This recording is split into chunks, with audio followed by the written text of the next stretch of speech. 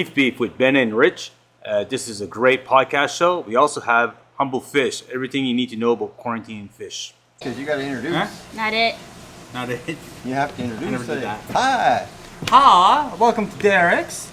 We're doing episode 12. Yeah. I think so. 12. I think we got this right this time. We'll find out. All right, so episode 12, we're going to talk about the turbo reactor from Lifegard. Dun-dun! This is a great tool. You can use it for fish or salt. Actually, you need a sump to do this. You can't just throw it in your aquarium. Stop touching the buttons. No, I wanted to open it. I know. But I gotta make it harder for you. Oh, okay.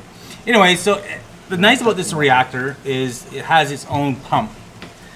So you don't need to tee off from your return line or anything like that. So it's really nice having that pump. And for me, for like servicing tanks, if I need to reduce phosphates, I put whatever media you want in there. So if I want to put GFO or carbon or anything, I just chuck it in there and run it. Now, you get the foam at the top, you can get a foam at the bottom, and you can adjust it. So this piece right here, you can adjust the flow.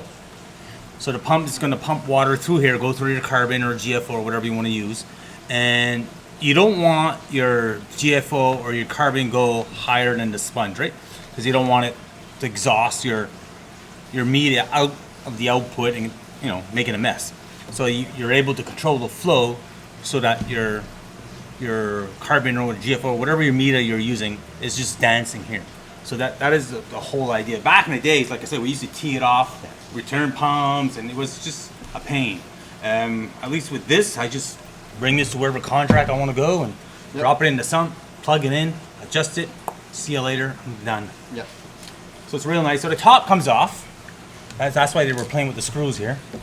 So the top comes off like this. Ta-da! Now, if you want to use a sponge, you can use a sponge. If you don't use a sponge, you don't use a sponge. It all depends what kind of media you're putting in there and how much flow you're gonna put in there, because that will stop like the stuff from going in through there. Back in the day, we used to use NP pellets. Oh, you got the fourth one. Yeah, we used to use NP pellets in these reactors a long time ago. Yeah. And you didn't want them; you just wanted them to dance. And yeah, so this is a great reactor. It's better than back in the day. It was the Vertex. Yeah. The good old Vertex reactors had a ball valve at the top. But I find this one works really good. It's Lifegard makes great product too. You can't leak. You can screw it all in tight now. Cost of these things are they relatively? Well, they got a bunch of different sizes, right? So that is the largest one. I think it retails like almost $300 or so.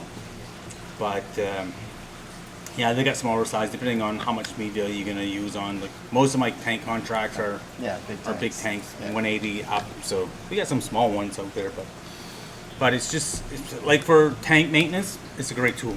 Yep.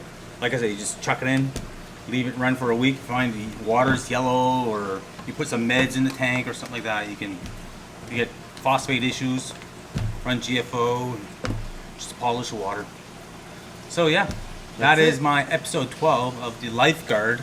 And Lifegard is a very good product. Like, they do all the bulkheads, they do the lock lines, they do the UV sterilizers, the heaters. Like, to me, I think these are the best heaters That we've had. So, yeah, so they make a good quality product.